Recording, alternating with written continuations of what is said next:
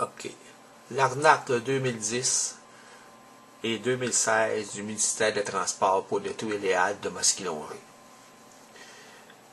Le MTQ invente une arnaque pour détruire les haltes de Masquilongé. La vraie raison des fermetures de la halte de Masquilongé, le 60% de baisse d'achalandage. On fait cette magouille en 2010 à cause de mes pressions répétées au MTQ et à Julie Boulay. Je vais vous expliquer la corruption du MTQ côté justice et avec l'approbation des politiciens et des médias. Tout ça avec preuve, bien entendu. Les fonctionnaires, ne reculant devant rien pour arriver à leur fin, ont mis au point une arnaque, une baisse d'achalandage de 60% au bureau d'information touristique pour se donner une raison pour détruire les haltes de Masquilongé sur la 40. En plus de donner du côté ouest 14 999 en rémunération à partir de 2010 à Barabé. Ça va tout expliquer dans les contrats aussi. Après plusieurs changements dans les contrats pour m'exclure de mauvaise foi et après de nombreuses pressions et poursuites contre le MDQ, dénonçant leur magouille et la protection de la justice. Là, je me mets un lien de la page du 8 mars de François Quintade prend position et vous avez une capture d'écran s'ils viennent de l'enlever. Des fois, les liens disparaissent, là, tu sais. Fait que je fais des captures d'écran. Vous voyez la date, le 8 mars 2010. Il est fait en deux fois, c'est parce que là, on voit la date, puis là, pour être sûr que je ne me fais pas accuser d'avoir fait encore qu'il l'enlève, comme de raison, vous allez voir ici. Bon, c'est ce qu'il dit, là. François Quintade. Ceci. Ce qui m'a déçu, c'est que les dirigeants touristes Mauricie aient déploré une baisse d'achalandage au bureau d'information touristique. Nous étions à ce moment-là de bonne foi. Cependant, la signalisation sur l'autoroute et sur les routes principales a été inexistante du premier au dernier jour de la présence du BIT. Voyez. Avec cette arnaque, le MTQ se donne une raison de détruire la halle du côté Est et les bureaux d'information touristique en 2002-2010 pour faire le parc côtier. En se servant de François Quintade, vont y arriver. Cependant, le MTQ était encore de mauvaise foi. Comme je vous l'ai dit, la signalisation a été là du premier au dernier jour. C'est sûr, s'il n'a pas, là, à moins d'être mongol, là, tu sais, si on change de bureau d'information, on le met à Porte-de-Mauricie, mais on ne l'indique pas ces panneaux. Comment veux-tu que le monde arrête? À moins qu'il y ait une boule de cristal, ou, tu sais, ils sont devins, et ils ne peuvent pas le savoir. Il me semble, tu sais, marche pas les affaires. Comment, la même année, on peut donner une raison pour détruire la halle, une baisse d'achalandage de 60%? La photo en 5 que je viens de vous montrer. Et en octobre, dire le contraire, en 6. Si vous regardez ici en 6, vous regardez la date, le 26 octobre 2010, on veut profiter d'un débit de circulation quotidien de 20 000 véhicules sur l'autoroute 40, dont 4 800 camions, pour faire virer ce complexe commercial, pour se donner une raison, pour faire le parc routier. Vous l'avez dit, il y avait été chiffre. Si vous regardez en 99, 52 000 en redevance, et en 2003, 61 000 quelque chose en redevance. Ça veut dire que c'est l'entrepreneur qui paye le ministère.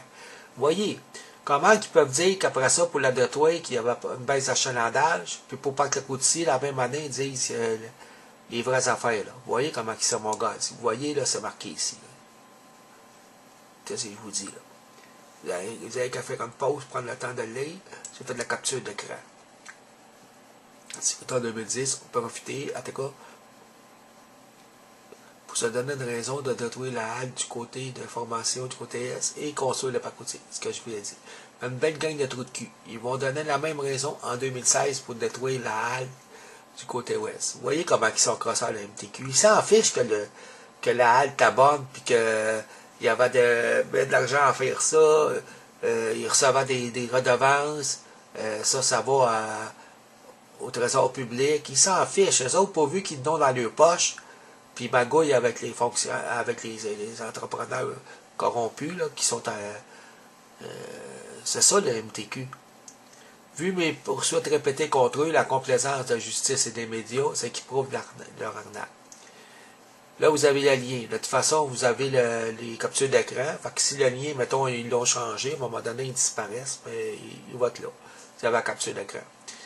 30 octobre 2016. Là, on arrive en 2016. Mijaro. La halte sera détruite. Vous voyez ici, là.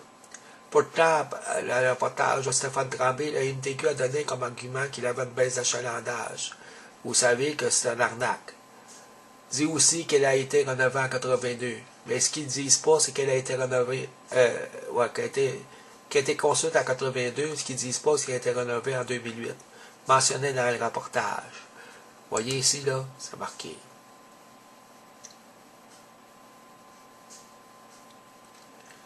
La halte sera maintenant, routière sera démolie. Regardez la date, là, ici, là. C'est le 30 septembre 2016. Vous voyez, là. Ici, vous avez le lien. De toute façon, vous avez la capture d'écran.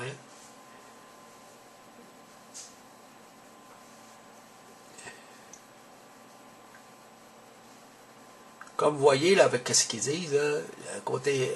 Ça, c'est qu'ils ont pris du côté Est, là, quand ils disent. Mais la halte du côté Ouest, ça va 20% de plus d'achalandage.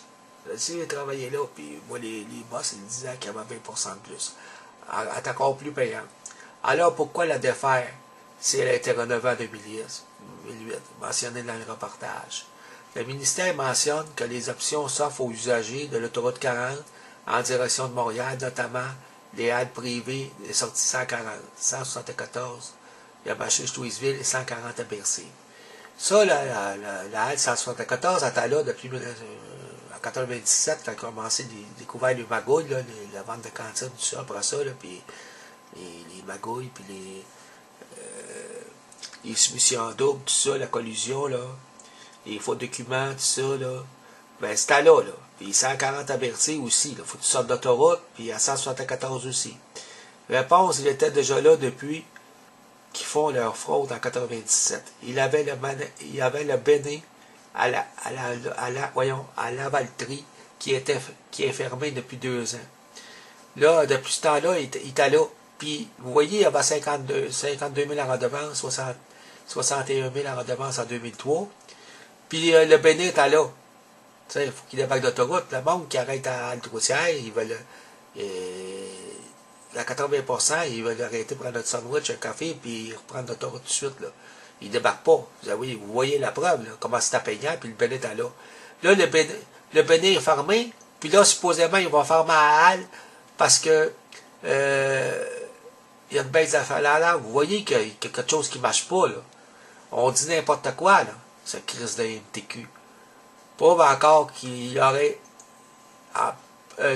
s'il n'aurait pas enlevé la cantine, le chiffre d'affaires aurait été encore plus élevé quand le Béné est fermé. Pas besoin d'un cours d'université pour comprendre ça. Puis de toute façon, ça n'a aucun rapport quand il faut que tu débarques d'autoroute. Comme vous dites, moi, l'endroit me l'avait dit que 80% qui arrêtent là, ils ne veulent pas débarquer de l'autoroute. Ils arrêtent à la cantine puis prennent l'autoroute tout de suite. T'sais? C'est sans compter l'aide de service basculongé quand ils parlent sur le parc routier du côté Est. Le monde ne traversera pas l'autoroute encore. Si, mettons, il ne débarquera pas à 174 puis à Berthier, quand il y avait 52 000 puis 61 000 en redevance, puis le Bénin est là, pour qu'en fait, il traversera de l'autre côté en plus. Vous voyez comment les fonctionnaires sont corrompus, malhonnêtes, puis complaisants. Puis des fonctionnaires qui font des délais, là, ils sont malades. Là. Des fraudeurs minces. Puis vous avez vu, de toute façon, quand ils font des soumissions, là, quand ils sont 2-3 fois le prix, là, ils sont supposés de revenir en soumission, c'est compris, c'est marqué dans un contrat. Tu sais, le fonctionnaire s'est corrompu, puis il sert des médias pour approuver le magouille.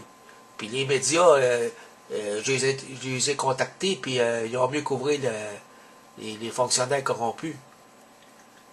Bon, qui a été rénové en 2008, la halte routière Masquelongin est maintenant démolie, ok. Là, vous faites la photo de la halle, mais j'ai des photos mieux que ça, là, puis j'ai l'intérieur et l'extérieur filmé aussi. Là.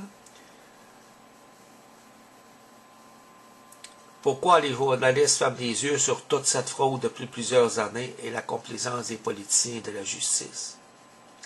Ce qui va suivre va démontrer pourquoi le MTQ s'est empressé de détruire la halle qui avait été rénovée en 2008. En 2016, le MTQ se sert de leur arnaque, la baisse d'achalandage de 2010, comme raison pour défaire la halle du côté ouest. Comme le démontre ce reportage, à moins d'être corrompu ou déficient, comment on peut croire qu'il y a eu une baisse d'achalandage quand le Bénin à la Valtrie est fermé? Hostie qu'on en fume du fort. Vous avez ici le reportage de Stéphane Tremblay, fait à Catherine Godreau. Là, c'est encore le dit, là, vous avez le lien ici, là. On va le mettre en bas dans... c'est parce que là, c'est une vidéo, là. C'est pas sûr que mon site internet va être toujours ouvert, fait que je vais le faire en vidéo pour les mettre sur YouTube. Fait que les liens vont être en bas du vidéo. Pourtant, ce reportage de Stéphane Tremblay du MTQ a donné comme argument qu'il y avait une baisse d'achalandage. Il dit aussi qu'elle a été rénovée en 82, mais ce qu'ils disent pas, c'est qu'elle a été rénovée en 2008, mentionné dans ce reportage. Ils l'ont avoué. Quelle gang de mafieux, car c'est bien ça. Ils dilapident l'argent public sans conséquence pour pourrir les bagouilles 97 en 2015. Pour ce qui est de TVA, le 27 octobre, lettre recommandée à TVA qui va fermer les yeux et laisser le MTQ s'en sortir après toute cette fraude depuis plusieurs années. Sylvain Bourassa, qui travaillait à TVA, m'a menacé de ne pas mettre mes enregistrements sur le net à cause que je faisais pression sur TVA. TVA, par hasard, il se retourne, faisait pression sur TVA. Comme par hasard, il se retrouve ses jupes de Julie Boulay par après. Par la suite, encore, comme par hasard, il s'est fait pogner dans son leurre d'enfant. Est-ce un moyen de Julie Boulay de se sortir du pépin? Si on se souvient, en 2004, Sylvain Bourassa avait venu faire un reportage sur mon dossier MTQ et avait laissé tomber ce reportage. Et par la suite, se retrouvait attaché de presse pour l'essor pendant plusieurs années. On peut-tu dire que quand les journalistes ont preuve de fraude, que là, ils les engagent pour leur donner un ouvrage pour service de fermer le gueule? Ça semble paraître que certains journalistes se font acheter et que les politiciens protègent le système. Je m'attends à pas grand-chose de ça. Ça fait longtemps que ça a marqué. Mais vous le voyez ici, le lien, libération de Sylvain Bourassa, puis on sait qu'il n'y a pas payé grand-chose par la bras. Là, vous voyez ici, derrière. Là, Julie Boulay est à sa connaissance. J'étais sur le choc, tout simplement. C'est une bien triste histoire. Hey, tu sais, veut dire, ça m'a fait pour ça.